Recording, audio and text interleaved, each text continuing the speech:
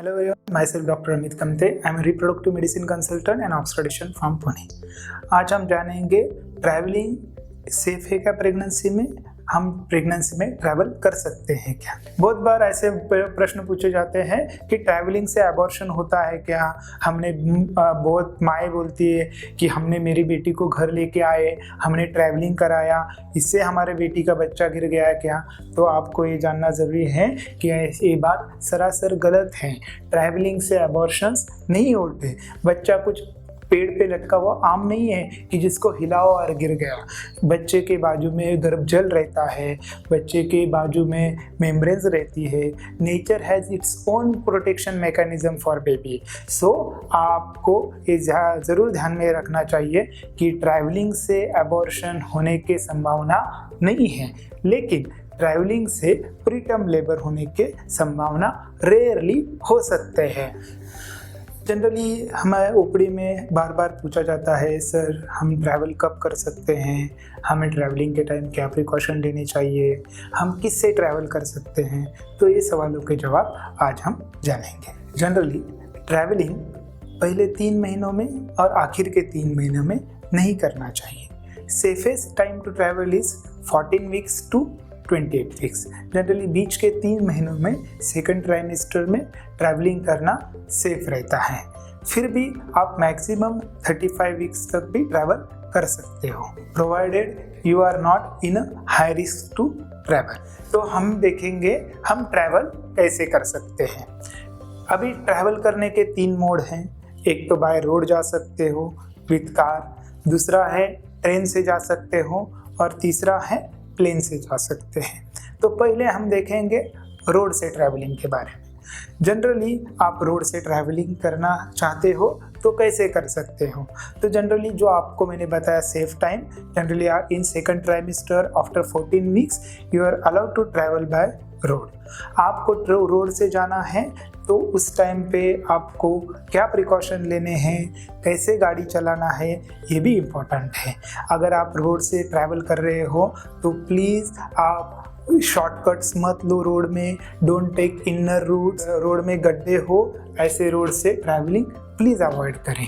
अगर आप रोड से ट्रैवल कर रहे हो तो स्पीड लिमिट आप नॉर्मल रखें, generally between 40 kilometres to 20 kilometres के अंदर रखिए। बिकॉज क्या होता है, बहुत स्पीड से ट्रैवल करने से जर्क्स बैठ सकते हैं। आप जब रोड से ट्रैवल करते हो तो एक बात ज़रूर ध्यान में रखें कि आपको आपकी गाड़ी हर पौने घंटा 1 घंटा में रोक के नीचे उतर के थोड़ा सा बाहर घूमना ज़रूरी है। ये क्यों? क्योंकि ये पाया गया है pregnancy is considered as a hypercoagulable state. इसमें डीप वेन थ्रोम्बोसिस के चांसेस नॉर्मल लोगों से प्रेग्नेंट औरतों में ज़्यादा रहते हैं।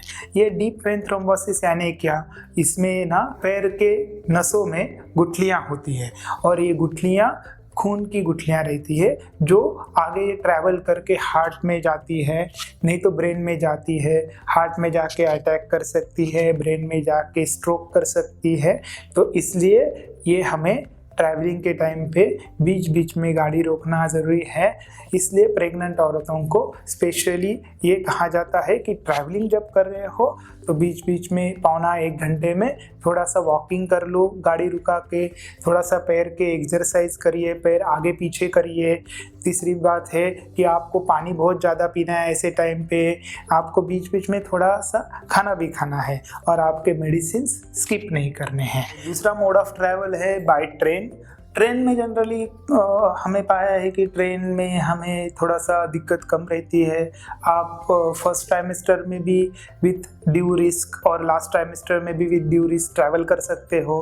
Train is the safest mode to travel by far. Okay, तीसरा मोड ऑफ ट्रैवल है प्लेन। जनरली हर एक एयरलाइन का अपने कुछ रूल रहते हैं, उसके हिसाब से वो एक्सेप्ट करते हैं कि कितने महीनों तक हम अलाउड करेंगे ट्रैवलिंग को।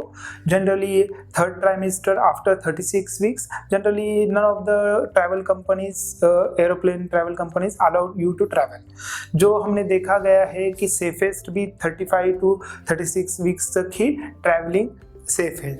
जब आप प्लेन से ट्रैवल करते हैं तो प्लीज़ फिट टू ट्रैवल बोल के सर्टिफिकेट आपके डॉक्टर से ज़रूर ले, क्योंकि डॉक्टर उस टाइम पे आपका गायनेकोलॉजिकल एग्जामिनेशन करते हैं और आपको प्रॉपरली देखते हैं कि बच्चेदानी का मुंह खुला है क्या नहीं, आपका बीपी ठीक है क्या नहीं, आप में कोई साइंस है क्या प्रीटर्म लेबर के, ताकि आपको ट्रैवलिंग के दौरान तकलीफ ना हो। बिकॉज ये बहुत डिफ़िकल्ट हो जाता है इन प्लेन अगर आपको लेबर पेन चालू हो जाए तो इसलिए आपको प्लीज़ फिट टू ट्रैवल का सर्टिफिकेट आपके डॉक्टर से लेना ज़रूरी है।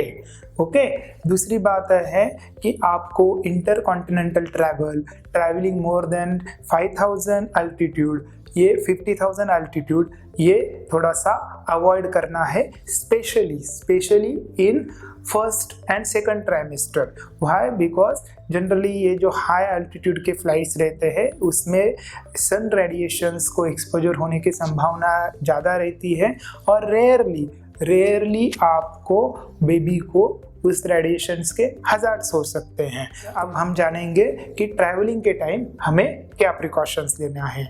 तो हमें ट्रैवलिंग की बैग जो पैक करोगे तो प्लीज़ आपके मेडिसिन्स, आपके फाइल्स डॉक्टर ने दिए हुए, प्लीज़ उसको कैरी करिए, भूलिएगा मत। आपके लिए थोड़ा सा टिफ़िन, बीच में फ्रूट्स खाने के लिए fruits, dry fruits you should carry during traveling. You should have at least 3 bottles of water because traveling के दौरान थोड़ी देर में पानी पीना बहुत ज़रूरी है। वो आपके हेल्थ के लिए और आपके बेबी के लिए इम्पॉर्टेंट है। अब हम जानेंगे ट्रैवलिंग किसने नहीं करना चाहिए।